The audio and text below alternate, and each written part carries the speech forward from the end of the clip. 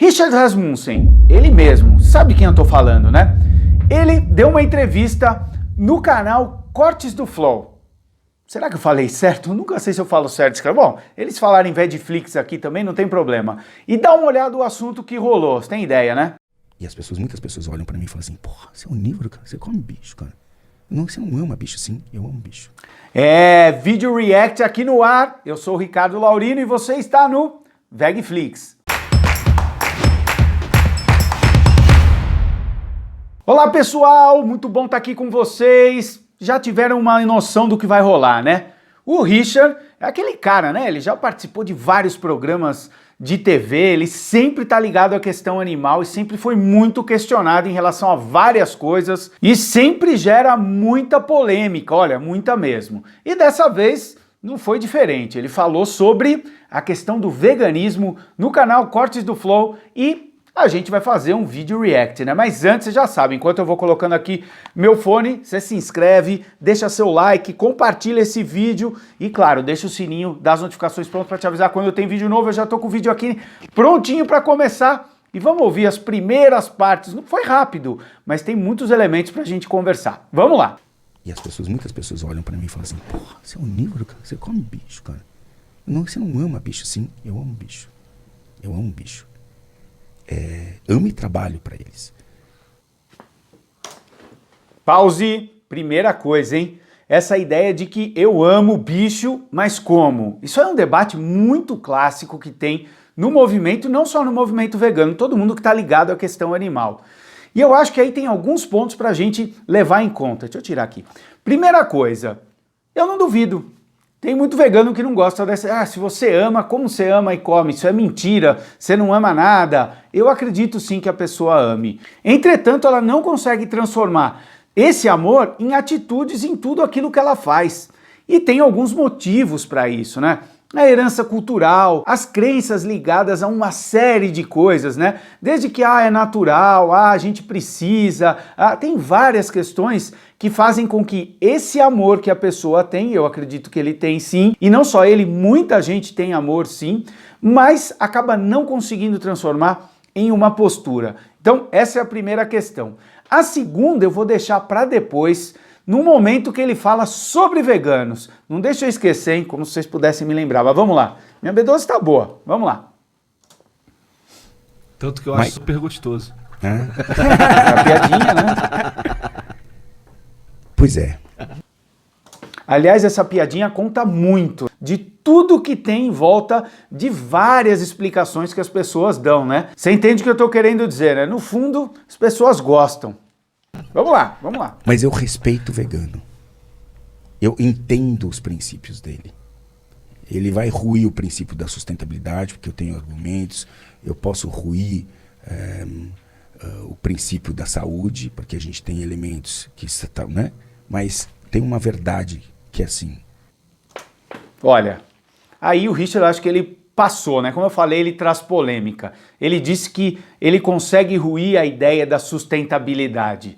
Bom, é fato que não há nada que a gente possa fazer. Isso aí você vê todos os estudos. Você pode ter um aspecto aqui ou ali que você teria uma dificuldade, mas a grosso modo, a nossa grande massa de pessoas, né? A não sei que você pense lá nos esquimós, que é como você vai levar o transporte até lá e tal, mas se todo mundo virasse vegano, poderia levar muita comida para lugares mais difíceis, onde as pessoas têm mais dificuldade de acesso à comida. Então, ele utiliza essa ideia de que, eu posso ruir. Não.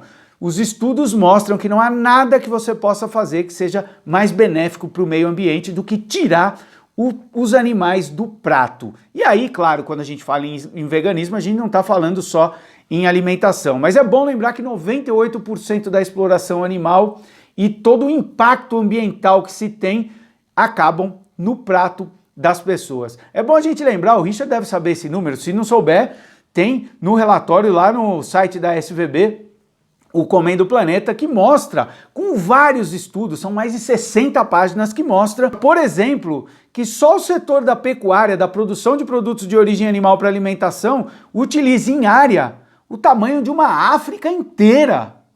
Como que ele vai ruir esses elementos? Não tem como. E plantação para animais comerem, né, a ração que a grande parte desses animais comem, utiliza uma área maior do que a Austrália. Ou seja, não tem nada mais de impacto. E quanto à saúde, acho que nem precisaria falar, cada vez mais a gente vê como se traz benefícios para a saúde das pessoas a adoção de uma alimentação à base de vegetais. Ah, mas eu conheço um vegano que ficou doente. Eu conheço muita gente, mas muita gente mesmo que se alimenta com produtos de origem animal e está muito mal de saúde. Então, a questão é de ajuste e não da essência da alimentação. Que, aliás, os estudos mostram que, em sua maioria, a tendência é ser muito mais saudável aquele que se alimenta de produtos de origem vegetal. Vamos lá. A forma como a gente trata os animais, que são seres vivos, certo? Tem que ser digno.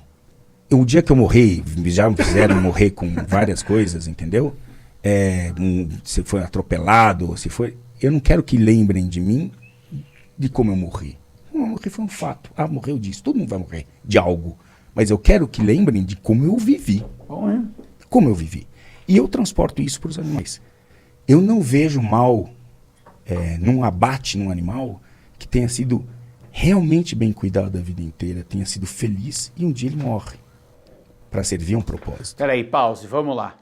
Então, o que o Richard quis dizer é que ele pensa muito mais na vida dele, né? Naquilo que ele pode desenvolver durante a vida, ter uma vida plena, né? Quando a gente pensa em vida plena, no caso, o ser humano e todos os animais com liberdade, tendo atendidas as suas necessidades, podendo ter lazer, prazeres e tal, e um dia ele vai morrer. Mas, Richard, ninguém determina a hora que você vai morrer. Não tem isso. Isso seria uma das coisas mais absurdas, a gente ter uma determinação. Agora você já viveu uma vida boa, então tá beleza, agora você vai morrer porque é um propósito. Como assim um propósito? É porque agora tem que vir outro, mais jovem, que vai tomar o seu lugar e ele vai desenvolver mais, ajudar mais a sociedade. Estou dando um exemplo. Não, não é o propósito em si. Os propósitos a gente que determina para nós mesmos. Os seus propósitos podem ser diferentes dos outros. A gente deve respeitar a essência dos direitos que nós humanos desenvolvemos ao longo do tempo, filosofando, pensando nas questões éticas e tudo que envolve. Você transformar isso em algo que encaixa a esse simples querer comer e dizer que isso faz parte de todo um processo filosófico é meio complicado, é forçado demais.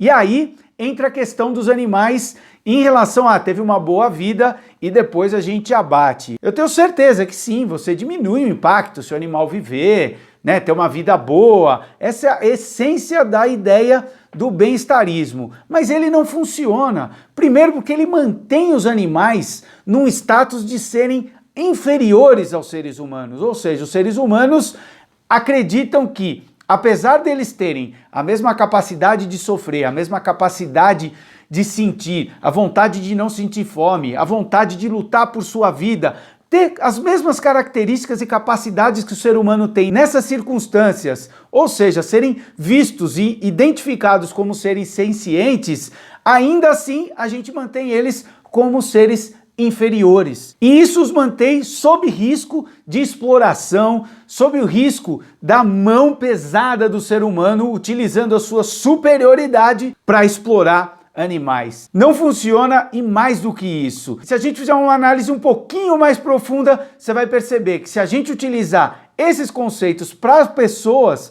para o Richard, por exemplo, ele não vai gostar não, porque o exemplo que ele deu é ele morrer, acontecer de morrer, e não ter hora marcada e alguém determinando quando e como ele vai morrer. Mas aí eles entram em outras coisas interessantes. Vamos lá, vamos ouvir. É o que eu penso. Concordo plenamente.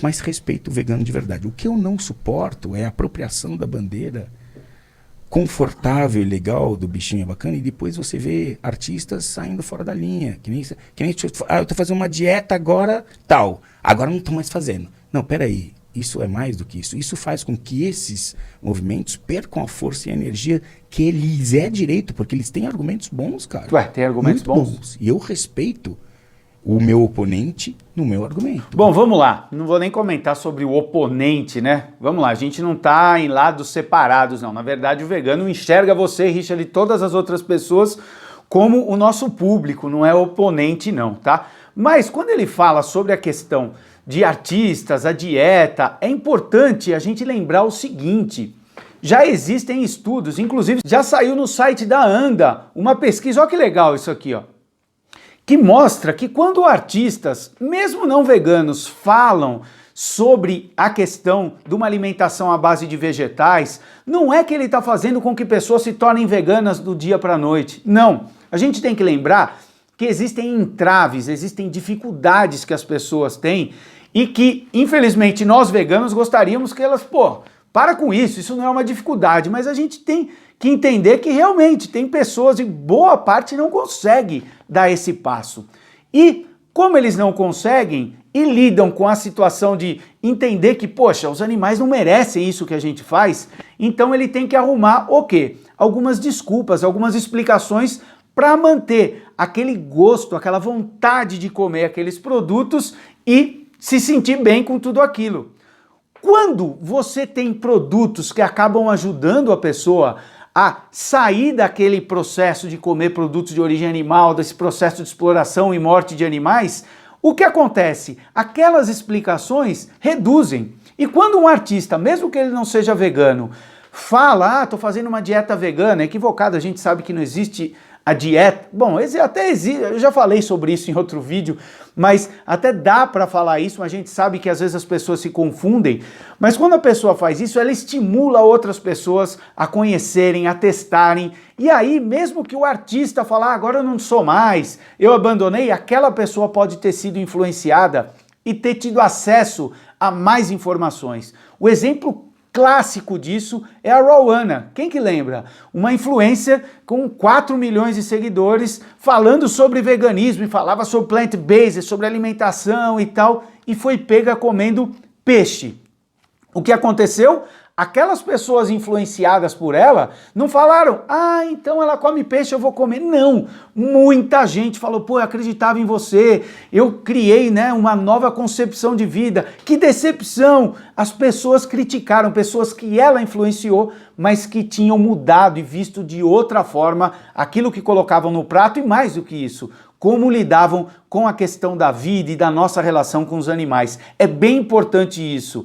Eu entendo, a gente fica frustrado e quando, que pena, né? Deu o passo e voltou, poxa, dá aquela sensação ruim, mas olha, é fato que mesmo assim acaba ajudando o processo. Podia ser melhor? Podia ser mais rápido? Podia ser mais concreto, mais seguro? Mas tudo que a gente der um passo nesse mundo maluco de exploração animal, a gente tem que conseguir estimular e incentivar. Vamos lá, vamos continuar com o Richard, que agora eles entram num ponto importante, hein? Respeito, se você realmente acredita naquilo. Mas você tem que acreditar naquilo. E o livre-arbítrio dele de tomar a decisão de não comer. De livre-arbítrio. Beleza. Isso. E tem argumentos para isso, mas eu respeito o cara que vive isso. Antes dele falar da dificuldade, esse negócio de livre-arbítrio, de não comer carne, é interessante porque transforma a ideia de que então eu também tenho, não me encha, eu tenho o meu livre-arbítrio se eu quiser comer, né? Entra naquela questão de escolha pessoal, que eu já falei também, mas vou reforçar, tudo é escolha pessoal, a questão é a consequência que vem com aquela tua escolha, tá? Então esse negócio de livre-arbítrio, escolha, beleza, não, você tem que avaliar a consequência. As pessoas que decidem parar de comer carne, ter uma relação nova, uma postura nova em relação aos animais, uma postura diferente, não é só o livre-arbítrio em si, eu escolhi. Não, é análise de consequência e diante dessa análise a gente tomar novas atitudes. Mas vamos lá que ele vai falar sobre os hambúrgueres e a dificuldade de ser vegano. Vamos lá. Se fosse tão fácil ser vegano, por que inventaram um hambúrguer de... que tem gosto de carne e tal? Não precisa, põe um negócio lá para eles comerem e pronto.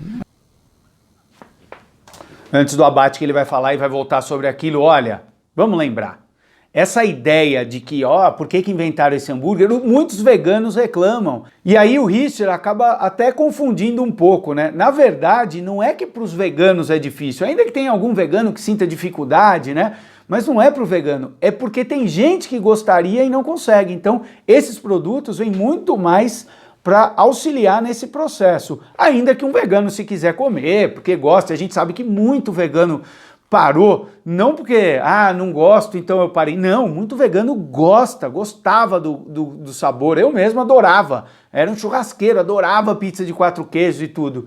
Então, essa é uma questão invertida, né? Não é porque é difícil ser vegano e fizeram para os veganos, não. É difícil para as pessoas, ainda que elas entendam que o veganismo, principalmente na questão alimentar, aí falando de alimentação, é uma postura que deveria ser assumida por todos, mas eles não conseguem, percebeu-se isso, e aí lançaram-se esses produtos para que ajude pessoas que não conseguem.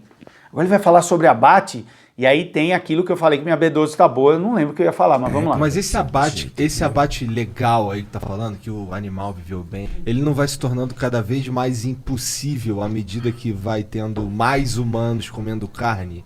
Imagina. Então vamos combater o mal verdadeiro. Então vamos lá.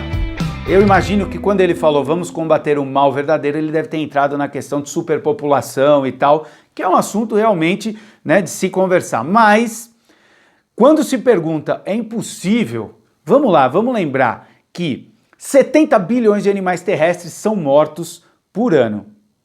Só para alimentação. Isso a gente já vê a maluquice que é isso. Aliás, deixa eu tirar porque acabou o vídeo deles lá. Segundo, é bom também a gente lembrar que animais, assim como seres humanos, são diferentes. O que eu tô querendo dizer? É porque acredita-se que existem modelos que fazem com que os animais tenham uma morte boa, indolor. No caso de bois, por exemplo, existe aquele tiro pneumático. Não vou pôr imagens, não é essa a intenção. Mas você sabe, né? É um revólver pneumático que dá um tiro na testa do boi. E a ideia é que ele não morra, mas ele perca os sentidos, porque ele precisa continuar pulsando o coração para jorrar o sangue para fora. Ora, você vai ver que alguns animais reagem diferente de outros, por isso que é muito comum, você pode falar com várias pessoas que trabalham em abatedouro, é muito comum animais entrarem no processo que deveriam estar desacordados, ainda conscientes. E aí eu não vou ficar citando o que acontece, mas você sabe todo o sofrimento, e isso é impossível você controlar. Ainda mais a quantidade de animais, imagine frangos, a mesma coisa. Mas ainda que desse, a gente entra na questão do bem-estarismo que eu comentei. E olha, outro ponto, que é aquilo que eu queria comentar, que a minha B12 tá boa e fez eu lembrar. O Richard falou que, a gente precisaria pensar num abate mais correto, onde os animais tivessem uma vida boa e só na hora do abate. Richard, não acontece assim. Se não acontece assim, a sua explicação do porquê você continua não casa. Não casa, porque não é assim que acontece e você continua comendo, apesar de você achar que deveria ser daquele jeito, desse modelo que você comentou. E eu não tô aqui querendo defender a explicação do Richard, hein? Vocês entendem, a minha explicação vegana é outra, mas mesmo dentro do contexto que ele quis impor aqui, como sendo o contexto correto, não funciona, porque não é o que acontece, e mesmo assim ele continua se alimentando, continua defendendo a ideia de que animais devem servir para a nossa alimentação, devem servir para um propósito maior. E aí, o propósito maior que ele quer dizer é o propósito que o humano define daquilo que ele acha ser maior. Nós como veganos, e eu acho que não só como veganos, hein? A grande maioria das pessoas vai perceber que isso é muito arbitrário. E a arbitrariedade é que geralmente traz o problema da exploração de grupos de espécie contra outras. É isso aí, gente. Espero que vocês tenham gostado. E vocês sabem, né? Vegflix, o universo veg em um só canal.